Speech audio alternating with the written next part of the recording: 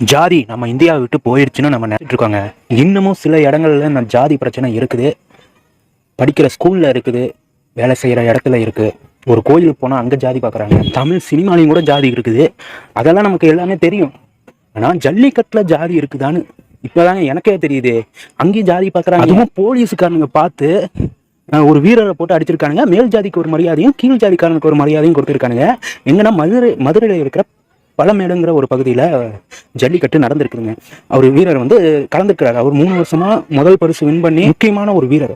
அவருக்கு இந்த வருஷம் நடக்க போற ஜல்லிக்கட்டுல டிக்கெட் வரல. அதுக்கான டோக்கனும் அவர்கிட்ட கொடுக்கல. அவரு இமெயிலில் வரும், லெட்டரில் வரும், ஃபோனில் வரும்னு சொல்லிட்டு அவர் வெயிட் பண்ணியிருக்காரு. ஆனால் கொடுக்கவே இல்லை. அவர் போய் கேட்டிருக்காரு.